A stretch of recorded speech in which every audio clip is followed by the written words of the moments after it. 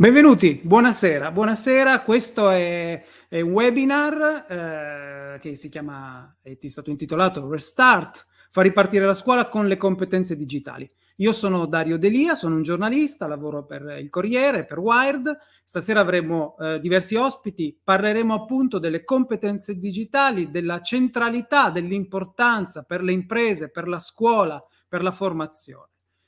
Faccio che introdurre subito chi parteciperà. Inizio con Giorgio Sbrissa, che è l'amministratore delegato di ENAIP Veneto, che in qualche maniera hanno avuto l'idea di poter organizzare un confronto, un dibattito di questo tipo. Poi ci sarà anche Gianni Potti, che è un imprenditore e allo stesso tempo un esperto di comunicazione digitale ed è presidente del Comitato Nazionale Coordinamento Territoriale.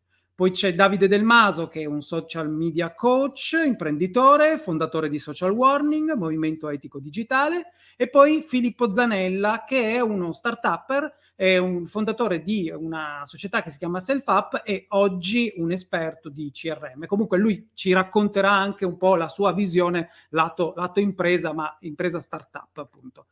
Quindi io farei che introdurre direttamente Sbrissa appunto a questo webinar. Prego, Sbrissa. Buonasera. Buonasera a tutti. Questa modalità televisiva da prima serata è un'esperienza fantastica. E ci stavo pensando in questo momento, è un evento particolare di Job perché avviene alla sera, ma in questa particolarità non c'è nulla, perché non più tardi di 3 anni fa non avrei mai neanche pensato di poter parlare così tranquillamente a un pubblico utilizzando un telefonino in centro a Verona. Questo è anche il digitale. Rispetto a ENAIP, sì? Prego.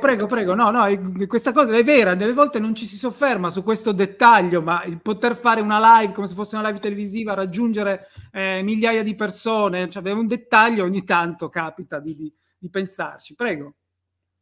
Sì, rispetto al tema che stiamo affrontando, noi siamo un'impresa sociale e non ora, ma ormai da un po' di anni abbiamo assunto tutti quelli che sono gli indicatori dello sviluppo sostenibile, naturalmente con attenzione al fatto che facciamo formazione professionale, la facciamo per i ragazzi e per gli adulti, come un indirizzo strategico fondamentale per il nostro agire.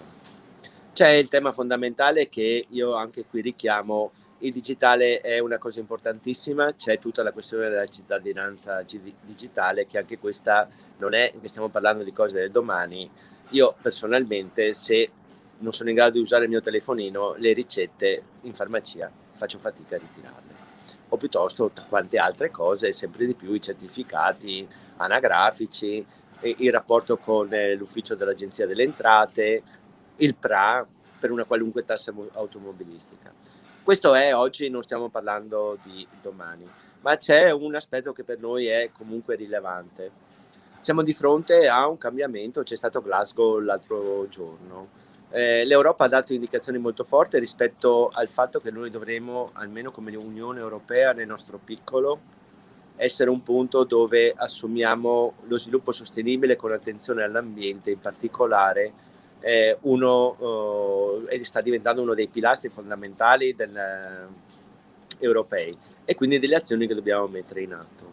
C'è un secondo passaggio: non è possibile immaginare che come ENIP si possa formare i lavoratori che rallentano questo degrado ambientale, senza prescindere dal fatto che servono sempre di più quelle competenze digitali in maniera trasversale. Qualche anno fa si parlava di lavori ibridi, un po' ce lo siamo dimenticati perché c'è sempre l'effetto wow, e so che dopo di me parlerà anche Gianni Potti, ma i lavori digitali, i lavori ibridi devono sempre più essere ibridati di digitale.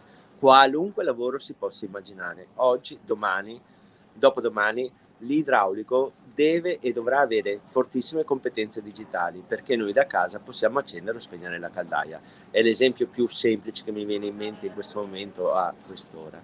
Ecco, credo che in queste parole ci sia tutto quello che è l'importanza e il motivo per cui ENIP crede fortemente in questo momento, in questo incontro, ma crede fortemente che non possiamo non immaginare per i ragazzi una rilettura di tutti quelli che sono i percorsi didattici e soprattutto una fortissima alfabetizzazione di tutto quello che è la cittadinanza, che siano essi lavoratrici e lavoratori, piuttosto anche persone che oggi non lavorano più. Grazie. Grazie. La lascio andare, so che ha un impegno, però se vuole continuare a seguirci e poi può intervenire durante... benissimo. Allora, io volevo però, dato anche un po' la mia professione di giornalista, partire dai dati, perché spesso con le percezioni, come dire, si perde un po' il senso delle cose. Il primo dato che vorrei condividere, e quindi chiederei alla regia di condividere la slide, è quello del DESI 2021. Il DESI è un indice di digitalizzazione dell'economia e della società che viene realizzato dalla Commissione europea ogni anno. I dati vengono forniti da ogni paese. Il DESI di quest'anno è appena stato pubblicato e tra gli elementi che compongono questo indice, come potete vedere, ce ne sono almeno 4 fondamentali. Uno è legato al capitale umano, l'altro alla connettività, l'altro l'integrazione delle tecnologie digitali e infine i servizi pubblici digitali. Quello che vedete lì segnato così con questo rettangolino blu purtroppo è l'Italia. L'Italia è un po' in coda, arriva prima di Cipro, della Slovacchia, l'Ungheria, la Polonia, la Grecia, la Bulgaria, la Romania. Siamo un po' indietro. Allora, negli anni abbiamo recuperato qualcosa in alcuni di questi settori, però fondamentalmente uno dei nostri punti deboli è proprio il capitale umano, che potete vedere colorato in blu. E la parte un po' più alta è quel pezzettino. Nel capitale umano, e si intende ovviamente un capitale umano in relazione alle competenze digitali, non il capitale umano in senso generico, nel senso che noi ovviamente questo è un paese che ha ricercatori, scienziati, tutto come gli altri. Semplicemente noi mediamente abbiamo una competenza digitale che è un po' bassa. Se entriamo nel merito, nello specifico, e questo lo facciamo con la seconda slide, potete vedere che rispetto ai dati europei, lì vedete delle percentuali, appunto, percentuali degli individui. Se la media europea sulla competenza di base è sul 56%, l'Italia si posiziona al 42%. E via via, andando anche sulle competenze di livello superiore, oppure sulle competenze di base in relazione al software, si vede che siamo abbastanza in sofferenza. Anche su un altro punto, che sono i laureati nel settore TIC, cioè fondamentalmente nelle aree accademiche, tecnologiche, scientifiche, non sforniamo abbastanza laureati. Ecco, questi secondo me sono i dati di partenza. Aggiungo un piccolo dettaglio, una cosa recente di cronaca. Giusto ieri, l'altro ieri, il ministro Brunetta ha presentato un nuovo strumento che si chiama INPA. INPA è fondamentalmente una piattaforma, lo strumento che userà la pubblica amministrazione per cercare e trovare i professionisti che da una parte saranno coinvolti nei progetti appunto di tutte le istituzioni pubbliche, e dall'altra professionisti di ogni genere. Uno volendo, fatto in collaborazione con LinkedIn, volendo uno potrà iscriversi e cercare lavoro all'interno della pubblica amministrazione, e allo stesso tempo la pubblica amministrazione potrà cercare professionisti. Ora, la cosa interessante è che Brunetta ha detto: guardate, da qui ai prossimi 4-5 anni noi in relazione anche al PNRR dovremmo trovare circa 1 milione di nuovi lavoratori da inserire. E poi la pubblica amministrazione anche normalmente ha più o meno un turnover di 120-130 mila lavoratori all'anno. Come li troveremo? Dove li troveremo? Considerato anche che l'Europa e anche insomma tutti gli altri paesi sono in difficoltà nel trovare queste competenze, soprattutto in ambito digitale. Ecco, secondo me questa è la base di partenza per affrontare il tema di stasera, cioè il fatto che da una parte bisogna probabilmente concentrarsi sulla formazione e dall'altra riconoscere che ci stiamo per confrontare con una grande mancanza. Ecco, in questo senso io vorrei coinvolgere appunto Gianni Potti, Davide Dalmaso e Zanella. Qual è la vostra opinione? Per esempio, Potti, che stavamo parlando proprio di imprenditori. Qual è la tua visione in relazione a questo tema? Ciao, buonasera a Ciao, tutti. buonasera. Eh, Proprio l'indice DESI è quello da cui volevo partire, quindi sei stato veramente sul pezzo, come si dice, perché è esemplificativo di quello che penso. È facile dire che l'Italia è al 20° posto nell'insieme delle competenze digitali e sui segmenti del digitale, e scivoliamo addirittura al 25° sulle competenze vere e proprie. La mia opinione è che questo paese non ha programmato il suo futuro. Mi spiego meglio. Giorgio Sbrissa opportunamente faceva accenno alle professioni ibride. Per professione ibrida io penso ad esempio chi governa una fabbrica 4.0, un'industria moderna proiettata nel digitale. Oggi non basta più avere un ingegnere di processo, ma bisogna mettere assieme almeno tre competenze diverse, a mio avviso, appunto quella dell'ingegneria di processo, quella finanziaria ed economica e quella prettamente digitale. Questa è una figura che le nostre università, è giusto che diciamo, non sfornano. Allora ecco che arrivano le occasioni per la formazione professionale, che è molto importante anche in paesi a cui guardiamo come la Germania, oppure l'ITS, cioè tutte quelle forme che danno una formazione più rapida di quella che riesce a dare il mondo universitario. Abbiamo un gap di 5 anni, a mio avviso, rispetto a paesi appunto come la Germania o il Nord Europa, e in questo momento la carenza di figure è abbastanza generalizzata, ma da noi è ancora superiore. Io ho diversi colleghi che, oserei dire, settimanalmente mi arriva richieste se ho da segnalare programmatori, data analysis o data scientist, figure che oggi mancano assolutamente sul mercato. Quindi il primo passaggio di questo giro di tavola rotonda che voglio sottolineare è l'esigenza di portare in tutte le scuole di ogni ordine e grado il digitale. Noi abbiamo lanciato con Fondazione Comunica e ENAIP ne ha conoscenza una campagna assieme per il coding, ma non perché dobbiamo diventare tutti dei programmatori, ma il coding inteso come una forma, oserei dire, la lingua moderna. Mi spiego meglio. Negli anni 60 Alberto Manzi con il gesso e la lavagna insegnava agli italiani come scrivere in italiano. Negli anni 90 era la volta dell'inglese per andare con le nostre aziende nei mercati, se non sapevi l'inglese non riuscivi a uscire dall'Italia.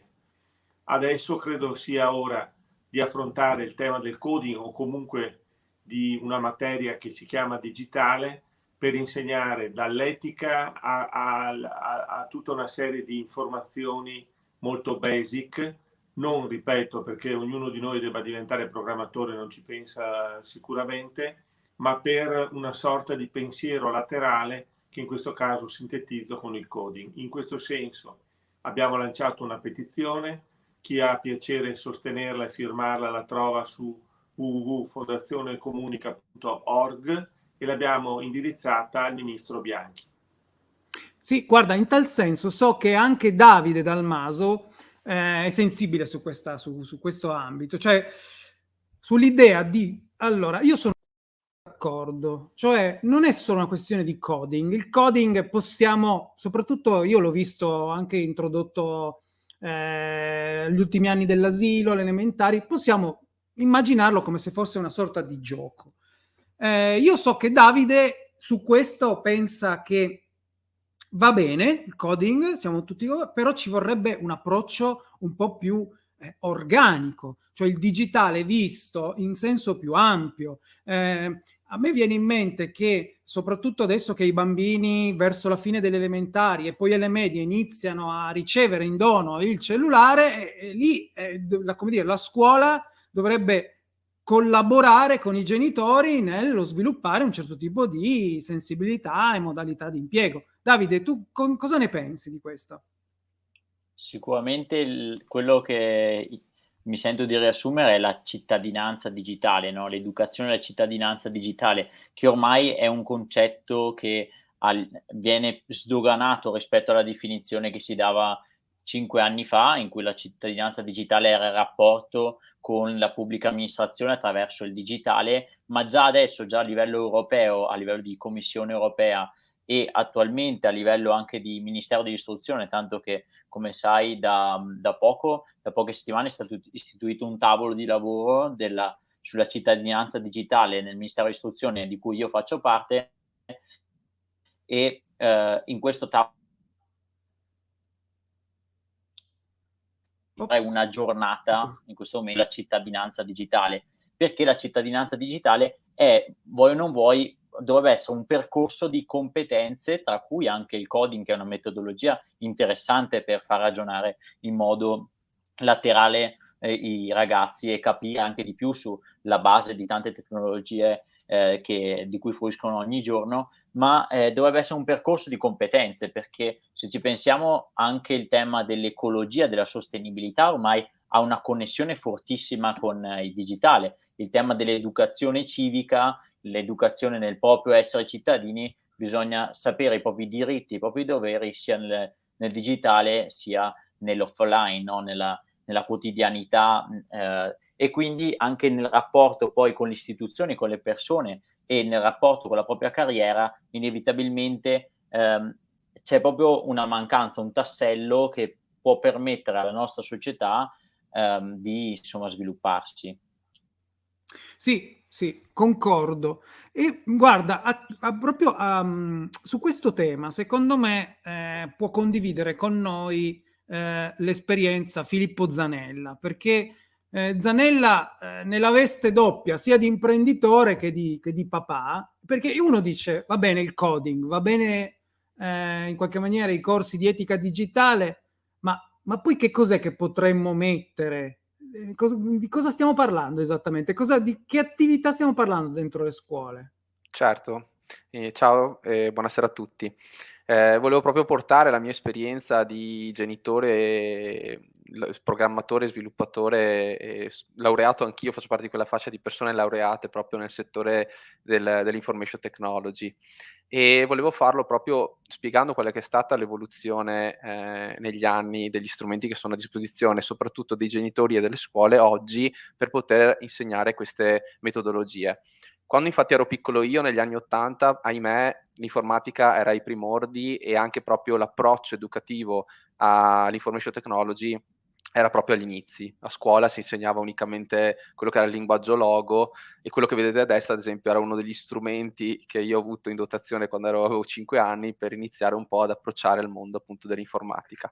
Oggi, e qua mi collego anche a quello che è stato detto precedentemente da Davide e Gianni, diventa sempre più necessario abbracciare più discipline e fortunatamente esistono numerose risorse che rientrano in quello che è la filosofia dello STEM, ovvero l'applicazione della scienza, della tecnologia, dell'ingegneria e della matematica, e tra queste, sempre ricollegandomi a Gianni, ne aggiungerei anche un'altra che diventa quella dell'economia, quindi dell'educazione finanziaria, e ci si può approcciare a queste metodologie in particolare senza dover in primis adottare uno smartphone e un computer. Quindi diventa quasi un paradosso, ma in realtà diventa una cosa molto bella perché permette fin da subito, fin dalla tenera età, di dare la possibilità a genitori e insegnanti di appunto educare e avvicinare i giovani a questi ambiti. E vi faccio vedere proprio alcuni esempi. Sono tutti esempi che ho adottato io stesso come genitore, beneficiando appunto anche della mia esperienza nel settore con mio figlio. Vi mostrerò proprio alcuni esempi divisi per fasce d'età. Sì. Ad esempio, fin dai 3 anni c'è la possibilità di utilizzare dei robottini in legno insegnando i primi principi proprio della logica, piuttosto che attraverso l'uso, in questo caso si chiamano Kaleido Gears, la possibilità di capire i processi di reazione a catena attraverso la creazione, l'installazione di ingranaggi, un po' richiamando il mondo dei Lego. Questi li ho provati anch'io, ma le mie figlie li usavano meglio di me. Io ero un po' più in difficoltà, devo dire. Un po' così. Esatto. E non scordiamoci della lettura, tantissime edizioni, in particolare una che io amo e che fortunatamente era una delle poche che era anche disponibile quando ero piccolino, le edizioni Usborne offrono tantissimi spunti, anche proprio interattivi, ad esempio con le linguette da sollevare per avvicinare i bambini alle materie scientifiche. Oppure i primi robot, anche qui super doc, ecco mio figlio ad esempio lo sta usando proprio in questi giorni, in cui si iniziano a insegnare ad esempio i concetti di appunto di programmazione, di logica, in maniera molto semplice e di nuovo interattiva attraverso un oggetto fisico che non sia uno smartphone o un computer. L'elettronica, importantissima anche questa, di nuovo attraverso l'uso di strumenti a portata di mano per un'età che va dai 5 agli 8 anni, quindi costruire i primi modelli elettronici. Mio figlio l'altra sera stava facendo ad esempio un sistema di rilevazione intrusi con semplicemente attaccando e staccando i circuiti in base al movimento, e l'ho potuto fare già appunto dalla tenera età. Di nuovo riporto alla lettura, questo secondo me è un libro bellissimo che si può iniziare a leggere dai 5 ma fino ai 10, quindi anche gradualmente andando ad approfondirlo, dove si fanno in questo caso le conoscenze del coding attraverso le avventure di una bambina. La stessa bambina che in un'altra edizione ci porta invece all'interno del computer, e anche qui si capisce come funziona un computer dal suo interno, quindi non è più uno strumento magari anche alle volte passivo, Ecco, fatto solo di secondo me hai detto applicazioni. la parola giusta, cioè spesso si sorvola la tecnologia vista come strumento e non come fine. Oggi assistiamo spesso invece a la visione della tecnologia, oppure si dà al bambino subito il tablet con l'idea, tipo si Corretto. impratichisce, impara, ma il tema non è quello. Cioè la tecnologia dovrebbe essere uno strumento di potenziamento rispetto a una base di partenza, che immagino, almeno io penso che, almeno io la penso così, cioè i bambini, pura creatività, con la carta, tutto quello che volete, e poi una spinta ulteriore legata allo strumento tecnologico. Tu come la vedi in questo senso?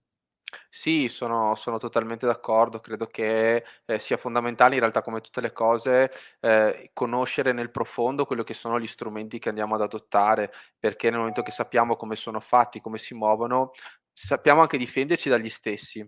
Parlando ad esempio della stessa internet, che è molto spesso, insomma, giustamente vista anche dai genitori come, diciamo un luogo tra virgolette "pericoloso". È chiaro che se una persona acquisisce una consapevolezza appunto degli strumenti che adotta, e non è appunto semplicemente una finestra dove io vado a cercare così in maniera appunto, come dicevo prima, passiva, uno è in grado anche di difendersi anche da solo. Certo, certo. E su questo anche tornerei anche con Davide. Davide, su questi temi, sulle criticità legate al web, legate a magari alle app, io so che su questa cosa tu sei, come dire, sei anzi, hai un'osservazione puntuale, puoi dirci come la vedi, insomma, quali Assolutamente. sono secondo te le principali criticità in questo ambito? Allora, il tema secondo me che tra l'altro mi ha colpito una parola chiave, ehm, che è la tema della passività, la passività di utilizzo, perché forse è proprio quello il modo in cui se io approccio il web in modo passivo, effettivamente o comunque lo vedo in modo negativo, mi è stato passato dai miei genitori o dagli insegnanti che sia soltanto uno strumento negativo, probabilmente lo percepirò quindi in modo passivo, fruirò soltanto delle informazioni che trovo e non avrò né lo spirito di ricerca, ad esempio nell'informazione, né ad esempio molto spesso vengo trainato dal tema poi della dipendenza da smartphone, che sappiamo essere uno dei temi più grossi in Italia. E mi sento di dire che è un tema, questo dei rischi del web, che ci si vede da un po', perché se penso io 8 anni fa alle superiori lavoravo alla social learning, che sai che poi è diventato il progetto con cui incontriamo circa 20.000 ragazzi l'anno nelle scuole con la no profit, è nato proprio da tutta una serie di problemi che iniziavano già a vedere, che erano già presenti, che noi giovani vedevamo come importanti, ma che non ci venivano comunicati bene, perché è poi un fatto di comunicazione, perché giustamente ci son tante persone che se ne sono accorte da tanti anni, anche io quando io effettivamente ero alunno. Spesso quello che è mancato è la modalità di comunicazione corretta che faccia sì che il giovane attivi la lampadina e non resti in modalità passiva, no, perché, effettivamente adesso io faccio un esempio perché l'ho visto proprio da alcuni ragazzi. Il ragazzo che inizia a gestirsi, si crea la pagina Instagram, ad esempio, della sua passione, vuoi che faccia la scuola professionale e sta studiando come acconciatore, crea la sua pagina Instagram, si inizia a promuovere, questo proprio è successo di recente di un ragazzo che ci ha scritto proprio questo feedback.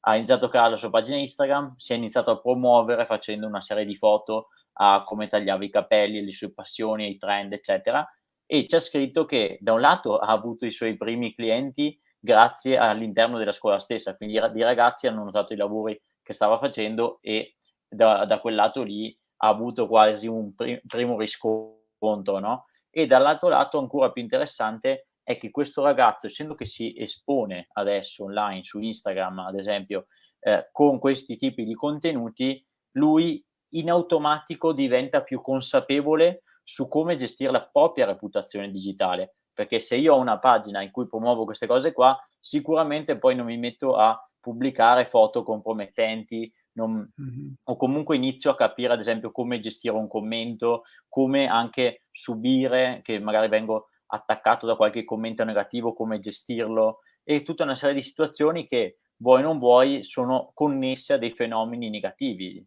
commento al bullismo e tanti altri. Ma guarda, io adesso stavo pensando, io vedo grande coinvolgimento, grande passione in relazione agli strumenti digitali. A questo punto tirerei in ballo di nuovo Gianni.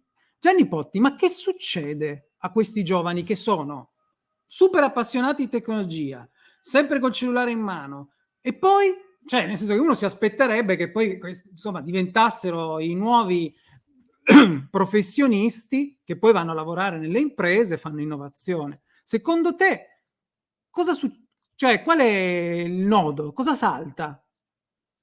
Guarda, mi hai fatto venire in mente un'immagine, quella dei tuoi colleghi giornalisti che hanno 20 anni e si mettono davanti a te con le dita lì e ti guardano negli occhi, sono bravissimi, non hanno neanche bisogno di guardare la tastiera perché battono direttamente sul telefonino ogni volta in piedi e io resto sempre molto ammirato. Poi quando vai a discutere di qualcosa di diverso, approfondisci, che so, sulle fake news, butto lì un tema, incominci a parlare di qualcosa di intelligenza artificiale o del 4.0, scopri veramente che c'è scarsa preparazione mediamente di questi collaboratori dei giornali. Lo dico non perché ho citato l'esempio dei giornalisti, ma può valere per tantissime altre categorie.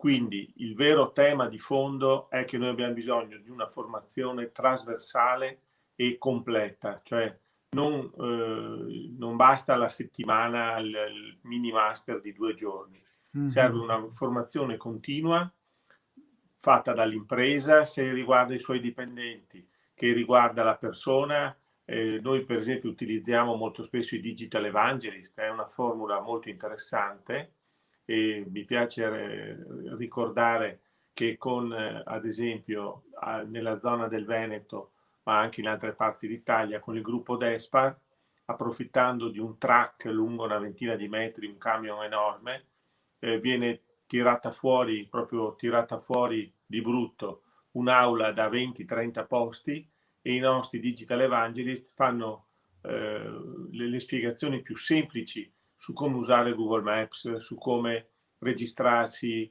per una password un po' più sicura di quella che viene fatta, e proprio a beneficio della signora Maria che va a fare la spesa. Ecco. Credo che oggi in Italia serva questo tipo di approccio. Il digitale non può essere una barriera, perché in questi giorni c'è un sacco di gente che con il digitale riesce a prenotarsi per i vaccini, perché la settimana scorsa con Mattarella in prima fila sono stati liberati, se non ricordo male, 14 certificati nuovi che si potranno ottenere direttamente sul web, ma all'estero è la normalità. Da noi siamo indietro se andiamo avanti con l'indice DESI sull'utilizzo dei pagamenti piuttosto che delle carte di credito. Su tutti il lockdown ha un po' aiutato, nel senso che la gente ha scoperto l'e-commerce, ha spinto un po'. Un dato che sicuramente sai anche tu, che nell'anno di lockdown abbiamo avuto in Italia 10 milioni di italiani che si sono avvicinati per la prima volta a internet, chi per fare e-commerce, chi per fare il webinar a distanza con il nipote, chi per ordinarsi qualcosa da mangiare a casa. non solo, ma in questo periodo il digitale ha avuto un'accelerazione 7 volte più veloce che gli ultimi 2 anni prima del lockdown. Quindi purtroppo questa disgrazia enorme che stiamo vivendo ancora ha anche qualche aspetto positivo, se non altro ha dato un'accelerazione al digitale. Non ho ancora visto dati sulle industrie e sulle imprese, ma ritengo che anche lì avremo dei dati di spinta, di accelerazione agli investimenti, perché siamo molto molto indietro in Italia e anche in Veneto. Senti, una riflessione. Dimmi. Noi due non siamo nativi digitali. No. Nel senso, anche se apparteniamo a noi siamo cresciuti per lo più in epoca analogica, grosso modo. Io sono figlio del Commodore 64. In verità con la cassetta a nastro. Anch'io, stessa cosa. Ma senti, la riflessione che faccio è questa. Ma secondo te non è anche perché queste interfacce che ci sono oggi, nuove, si prestano a immediatezza? E quell'immediatezza un po' coincide con quella superficialità di cui parlavi prima. Cioè, quindi solo perché sto spippolare su Facebook, ok? O dico, io sono un guru della, che ne so, dei cellulari. Poi in verità scava e scopri, sì, sai usare quell'applicazione, ma poi magari non sai fare neanche le ricerche su Google. Non credi che sia anche questo un po' che ha cioè, io non parlo di responsabilità. Secondo me hai detto una cosa molto importante, ti do una conferma. Mi dicevano i signori della GDO, della grande distribuzione, che all'inizio, quando hanno introdotto le casse veloci, le signore un po' più anziane impiegavano oggettivamente più tempo, chiedevano informazioni. Il ragazzo passava perché si ordinava le birre e passava abbastanza rapido.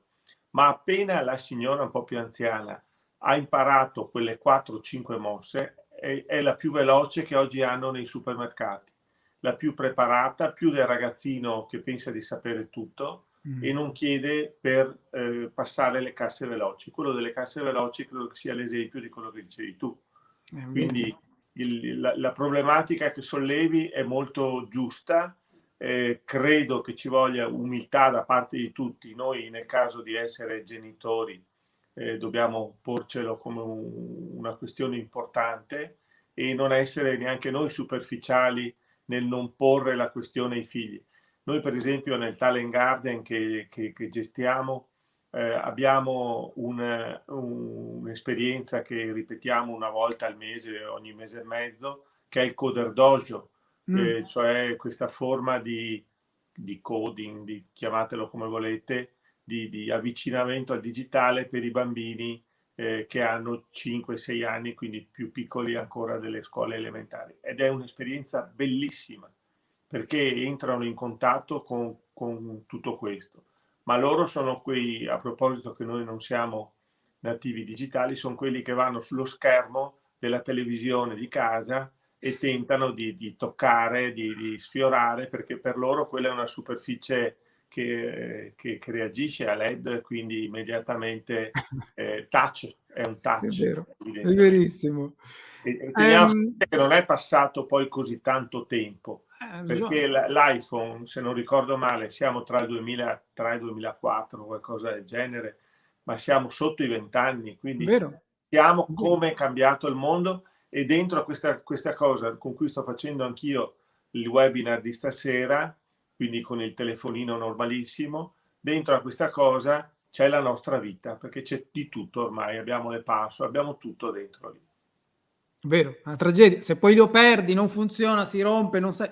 Allora, mi è successo di andare in acqua al mare in Grecia 2 anni fa, 3 anni fa, mi ha salvato il cloud, perché il telefono è stato impossibile recuperarlo.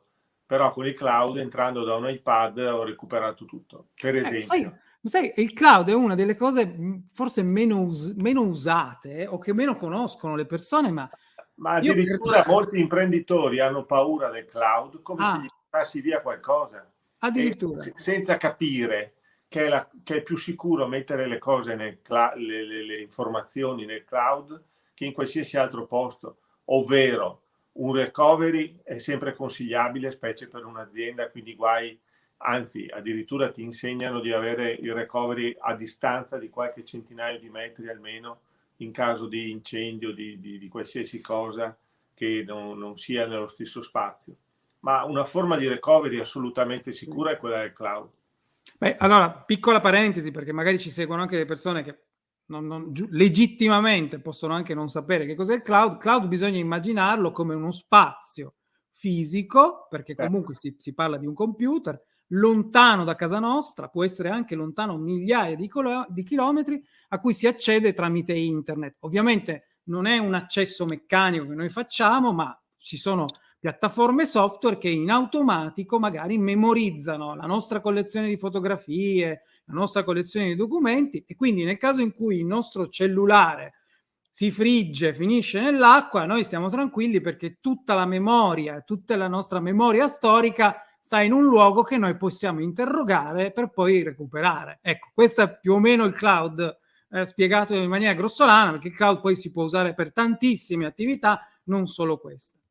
Ma ecco, parlando di nuovo di questo tema sui bambini, volevo chiamare Filippo.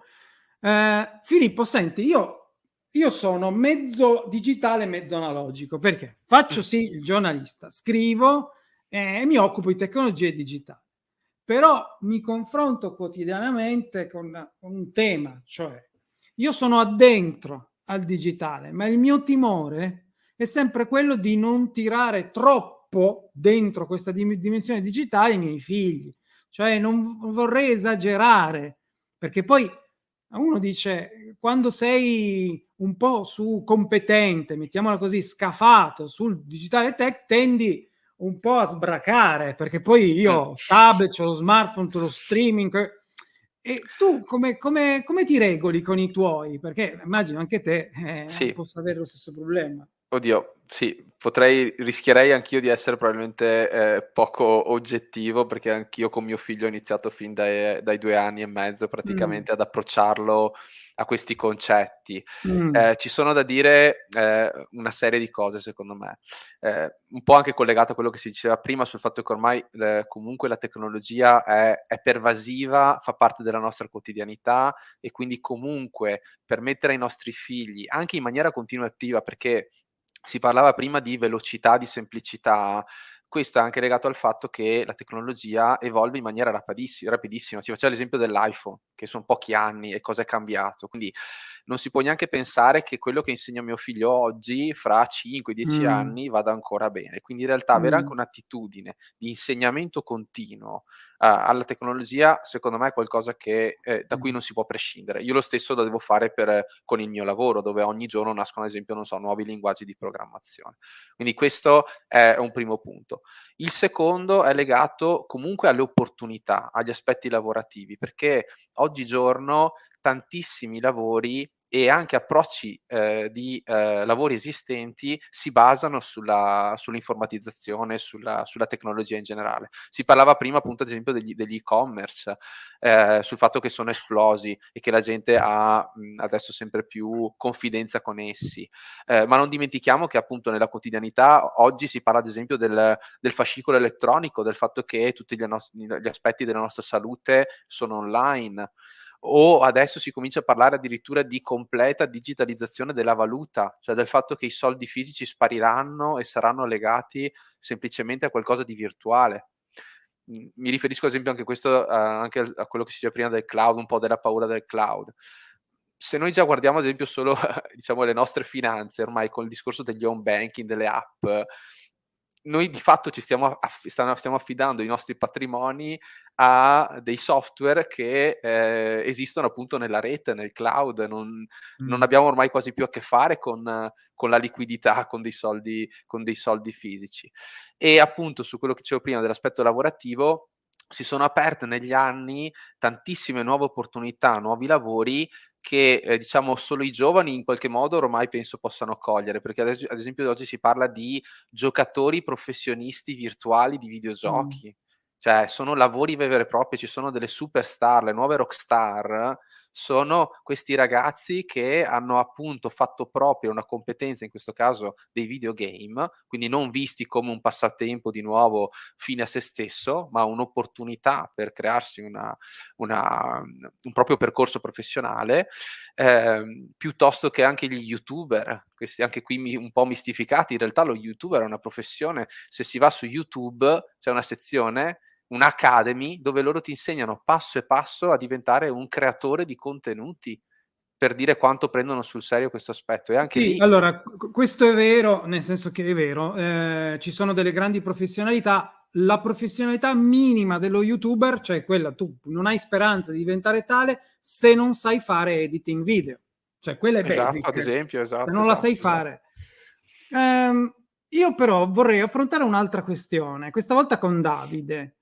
Perché noi abbiamo parlato tecnicamente il coding, abbiamo parlato della questione delle competenze digitali, però io vorrei affrontare in maniera un po' più così, entrare un po' più nel vivo della questione della cultura civica digitale. Che cosa vuol dire secondo te cultura civica? Perché spesso ci si perde negli strumenti, nel saper usare, ma cultura civica digitale che dovrebbe essere un po' la base, il cuore. Che cos'è per te?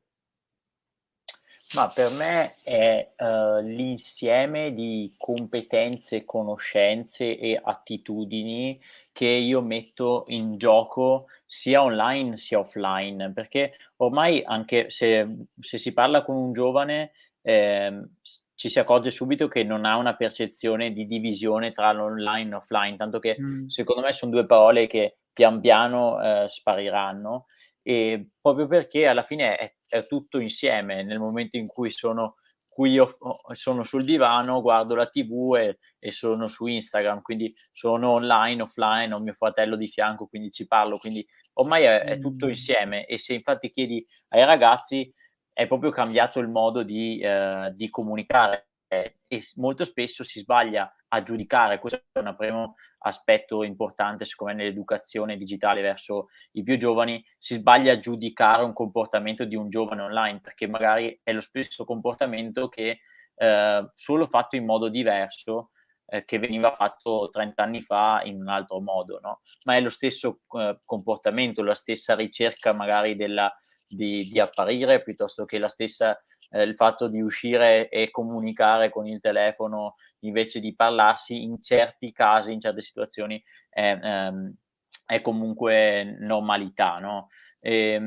Poi quello che mi sento di rispondere alla tua domanda è che è anche un tema di competenze e un tema di cioè il tema della cultura digitale per me, se la penso nella trasmissione nel trasmettere tra un genitore, un adulto e un giovane, la cultura digitale è anche un tema proprio di conoscere certe dinamiche, non darle per scontate. Faccio l'esempio semplice. Tanti giovani, e io lo vedo nelle classi dove insegno, tanti giovani si accorgono, scoprono delle cose che io ho vissuto, che probabilmente mio papà e mia mamma hanno vissuto in un modo diverso, ma le scoprono adesso e la vedono come una novità. E io do per scontato che, ad esempio, caso molto specifico, i ragazzi l'altro giorno impazzivano a scuola superiore, impazzivano per un gioco che prodotto dell'Eurospin 6. E a me sta roba un po' scioccato, no? Perché tutti stavano lì giocando durante la pausa con questo prodotto dell'Eurospin 6 e praticamente facevano un quiz sul telefono e alla fine veniva fuori che sei una Coca-Cola, ma piuttosto che sei un'altra roba. Io ci restavo così perché erano quel tipi di giochini che io avevo vissuto, mi ricordo all'inizio su Facebook. Adesso ce n'è uno molto simile di quelli che io vedevo su Facebook della mia parte di generazione, che stavamo su Facebook, adesso sono spostati su TikTok e sono diventati popolari su TikTok, sulla geografia delle città. Io mi ricordo ci sfidavamo sulle capitali con questo giochino che era dentro a Facebook e lo facevamo durante le pause di scuola. Adesso fanno praticamente la stessa roba, solo che il trend è stato che vengono lanciati tramite TikTok e dopo lo fanno in un altro modo. Comunque una cosa che dicevi che mi ha acceso una lampadina è stato quando hai detto del YouTube e dell'editing, no? E io adesso mi rendo conto quanto un buon TikToker non può non essere bravo nel fare editing. Anzi, hanno proprio una capacità di editing per certi versi quasi più strutturata di quelle dei YouTubers, perché devono concentrare tutto nei primi secondi, il primo secondo e mezzo, e questo è proprio un dato di TikTok Italia, il primo secondo e mezzo giochi tutto il video, quindi uno o te lo guarda o te lo skippa, quindi te lo salta, e quindi vedi la capacità di partire subito. Anche questa capacità sono tutte soft skills che le aziende che si proiettano di più al futuro, ok, valorizzano, perché il ragazzo che riesce a prendere l'attenzione in un secondo e mezzo in un video evidentemente ha comunque una capacità di interpretazione di un pubblico, e questo è comunque parte delle competenze digitali. Senti, facciamo adesso un giro, siamo verso la fine, facciamo un giro tutti. Immaginiamo che a un certo punto si possa introdurre una norma in Italia che alle elementari, alle medie e alle superiori prevede del tempo dedicato appunto alla cultura civica digitale. Facciamo un giro. Ditemi voi che cosa vedreste positivamente alle elementari, alle medie, alle superiori, che cosa secondo voi sarebbe corretto che ci fosse in questo ambito? Così vediamo tra tutti quale potrebbe essere una sintesi ipotetica. Se vuoi partire tu, Filippo, soprattutto che hai dei figli piccoli e quindi io immagino potresti dire, Sì, non so, elementari, medie, dimmi tu. No, certo. Ovviamente, appunto, trattandosi di diverse fasce d'età, come facevo vedere nelle slide, va fatto in maniera graduale, secondo quello che poi è il percorso di crescita del bambino stesso. Secondo me deve essere un crescendo, dove fin da piccoli, dove appunto anche i bambini, tra virgolette, assorbono anche di più, si devono insegnare discipline trasversali, quindi un primo approccio alla risoluzione di problemi, alla logica, anche a piccoli concetti di matematica e anche, come si diceva prima, di economia, quindi tutte materie che in qualche modo poi vanno a convergere anche sulla parte informatica, sono dette alcune, ma si può raggruppare diverse discipline, e che poi appunto nella crescita del percorso scolastico, nell'acquisizione anche appunto in maniera più specialistica di tutta una serie di concetti, ci evolvono a braccetto anche in ambito digitale, fino ad arrivare poi idealmente al termine degli studi superiori, in cui uno può decidere se specializzarsi in maniera ulteriore con gli studi universitari o eventualmente iniziare un percorso professionale legato alle materie informatiche, o comunque trovarsi in una situazione in cui è in grado di gestire la propria vita quotidiana al meglio grazie all'informatica e tutto quello che appunto ha imparato Quindi a tu riguardo. dici magari alcune questioni che potrebbe uno, insomma, usare lo strumento, che ne so, impariamo a usare Word per scrivere, perché tanto poi dovremmo farlo in qualsiasi attività lavorativa, è molto probabile che una cosa così, portare il software nelle Io dico la scuole. banalità, ad esempio, faccio proprio un esempio anche pratico. Fino a pochissimi anni fa, adesso parlo nell'ambito ad esempio economico, perché poi l'economia comunque tocca a tutti, tocca alle famiglie, anche in ambito nella situazione in cui siamo trovati col Covid. Oggi, una volta, se io volevo ad esempio fare un investimento, dovevo telefonare alla banca o parlare con l'intermediario, eccetera.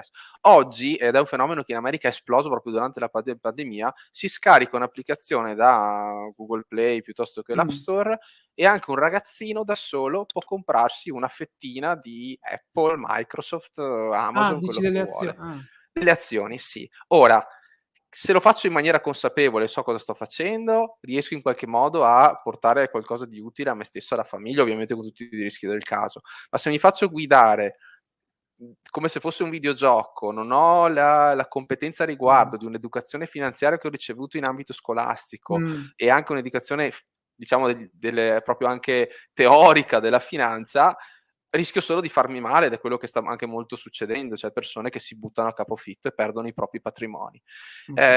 Noi dobbiamo essere in grado a livello scolastico di seguire questi processi, perché appunto se arriva l'azienda Pinco Pallino che domani mette fuori uno strumento iper facile da utilizzare, che in maniera molto rapida mi permette di fare cose che impattano poi sulla mia vita quotidiana, la scuola in qualche modo deve essere in grado di seguire questi filoni e di prepararmi a quello che c'è o a quello che idealmente a quello che potrebbe succedere, che potrebbe cambiare la nostra quotidianità. Chiaro. È un ruolo Gianni, fondamentale. Davide, voi che cosa mettereste invece nelle nostre classi, nelle nostre scuole? Ma allora, io credo che intanto va scelto il linguaggio per ogni ordine e grado di scuola. Evidentemente, quindi i bambini da Coder Dojo o quelli cos'era la paperetta di prima che si parlava, quindi ogni classe d'età ha questa esigenza.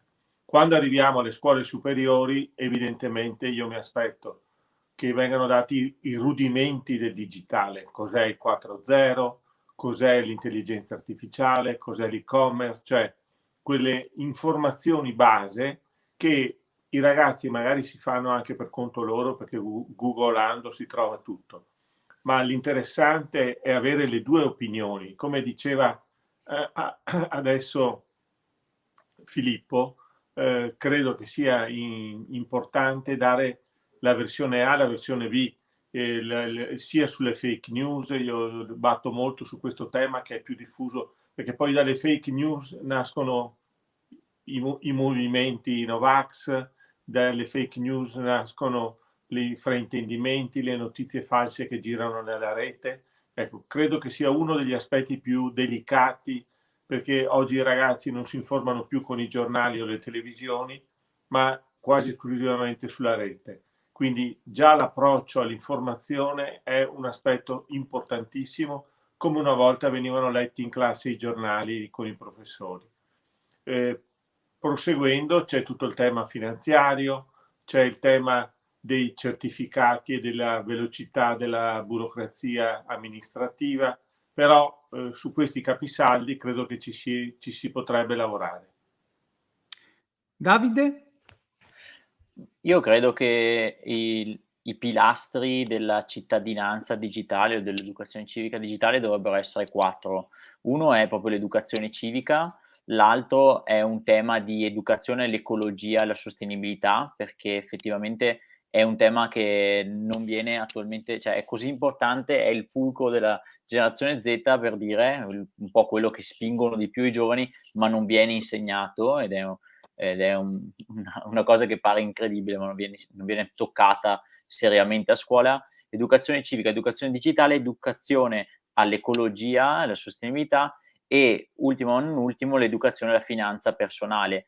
E perché questi 4 temi, questi 4 pilastri alla fine sono molto connessi tra loro, perché se pensiamo sono uno attaccato all'altro, no? E a me vengono in mente 2 spunti, uno che mi è venuto sentendo Filippo e uno sentendo Gianni. Il primo è che dare le competenze digitali sin da più piccoli, mi sento dire dalle medie, uno perché hanno già il telefono in mano, l'età di adozione media adesso è 9 anni, quindi il telefono in mano ce l'hai già, quindi le competenze digitali potresti aver bisogno di averle prima rispetto magari a me che ce l'avevo in terza media, no? Mi arrivavo in terza media. E questo perché, ad esempio, come è successo come feedback di certi incontri di social learning, sono stati i ragazzi che poi sono andati a cercarsi di corsi gratuiti online che noi abbiamo suggerito e in terza media ci mandavano l'attestato dopo 5 giorni dal nostro incontro che avevano fatto il corso di Google, per dire. E questo, capite bene, gli apre 1000 possibilità a un 13enne, 12enne che capisce già che ci sono certi tipi di professioni. Il secondo, mi viene in mente proprio quello della finanza personale e l'educazione digitale, sono estremamente connessi proprio sul fatto dei falsi miti, che vedete certi falsi miti che vengono vengono trasmessi tramite Instagram, in particolare sponsorizzate Instagram e sponsorizzate anche su TikTok, di quelli che tramite questi sistemi di trading sono diventati milionari, stanno a Dubai e dicono io ho 17 anni e ho la Lamborghini, e dopo è tutto falso, perché dopo è tutto costruito, no? Al 99,9% dei casi, ma questo non si sa, e molto spesso, come diceva bene Filippo, ci si butta, si trova l'app facile, perché io stesso ne ho una, per dire, che con cui faccio provo questi sistemi di trading, ma mi fa capire quanto sia facile. E una cosa è se la faccio io, che comunque ho 26 anni, ho un certo tipo di formazione sul tema, un'altra cosa è che se la fa il tredicenne perché è anche affamato da quella sponsorizzata che vede su Instagram, che gli dice diventa milionario in 3 settimane grazie a questo tipo di cose. Quindi la finanza personale, l'educazione digitale, lì anche il fatto dell'educazione civica, perché se ci pensi, il conoscere i propri diritti e i propri doveri, se mi stanno fregando, come lo denuncio banalmente, è comunque un aspetto di educazione civica. È un esempio di come sono interconnessi. Sì, allora io concordo al 100%, perché molto spesso ci si dimentica che creare un cittadino digitale garantisce non solo lui, ma anche noi che viviamo insieme, siamo nella stessa comunità. Cioè io non riesco mai a capire per quale motivo ci sia questo sganciamento per cui vabbè, io sono super competente, degli altri non me ne frega niente. No, è un problema, perché viviamo nello stesso ambiente. Ma adesso io vorrei approfittarne, perché sono arrivate delle domande. Allora, una domanda: quale testo o video, se qualcuno di voi ha da suggerire per i genitori digitali? Se avete qualche testo che viene in mente. Ma per educare i genitori o per...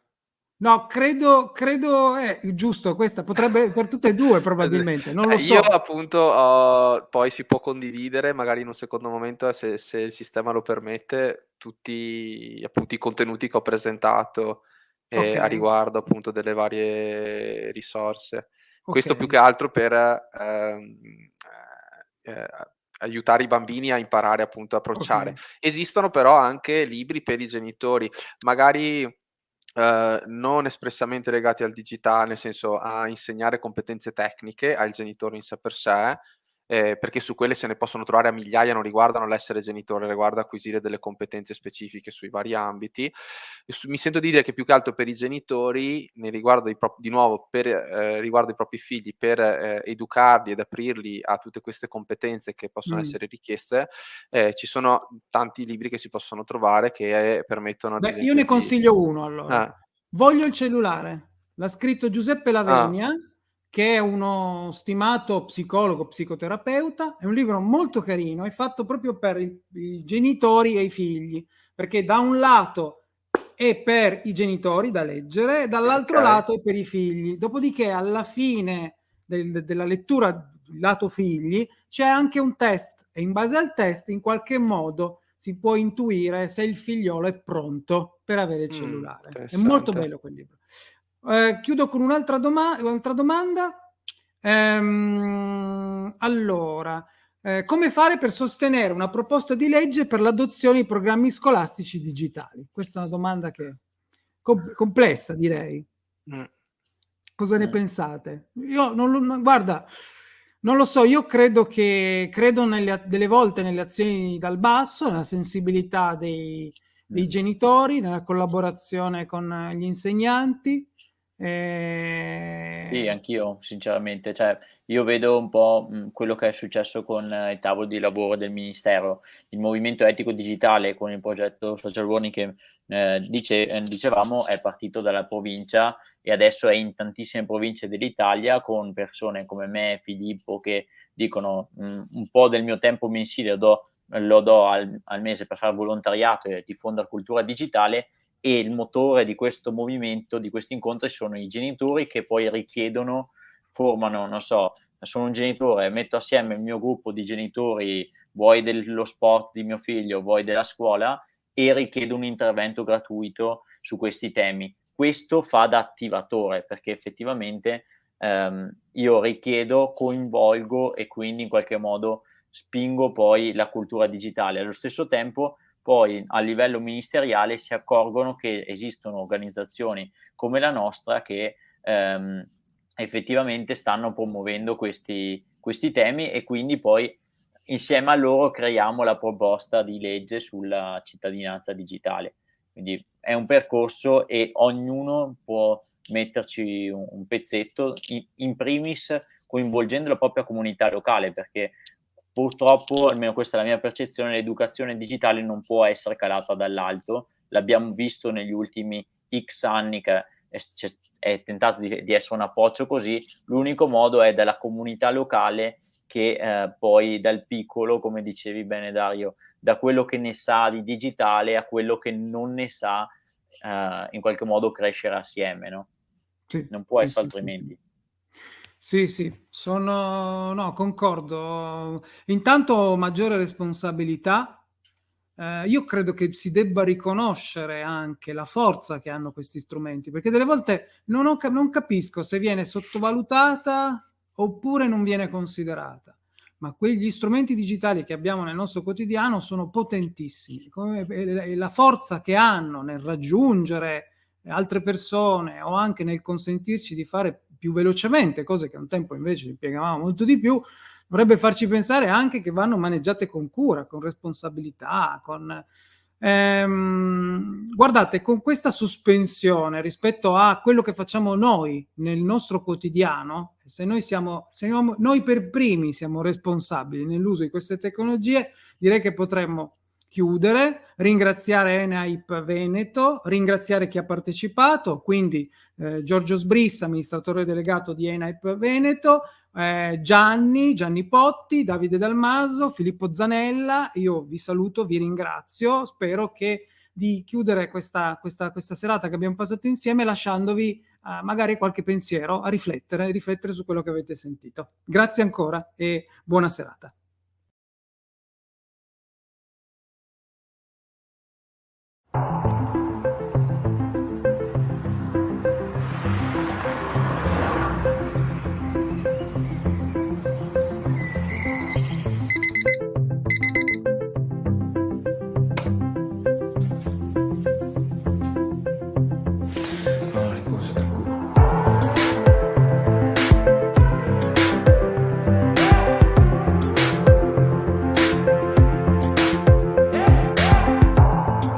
Wake up from a daydream, feel your neurons ignite.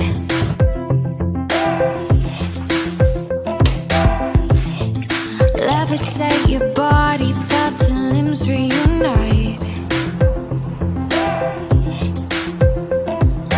So come on, rock it two-step, shake them bones.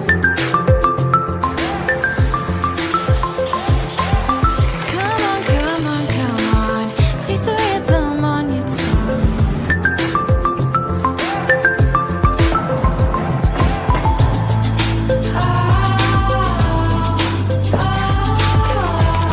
Make it shine like gold. Make it shine like gold.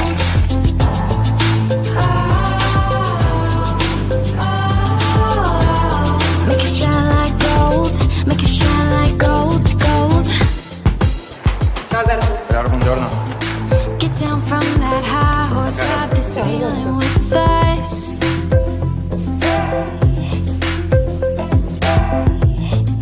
Wear it like a crown till sunshine fades into dusk. Ciao Alberto, buongiorno. Come stai? Bene, dai. Come on, rock a two-step, shake them bones.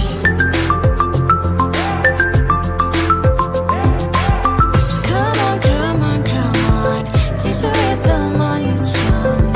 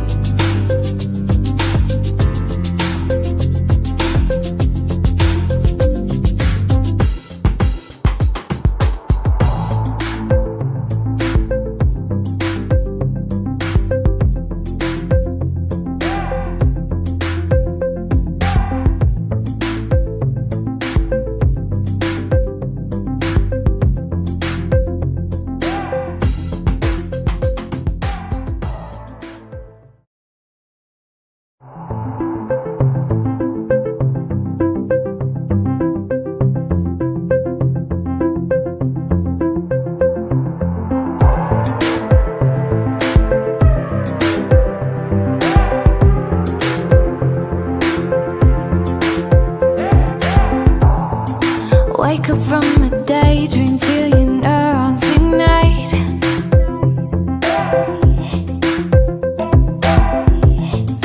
Levitate your body, thoughts and limbs reunite.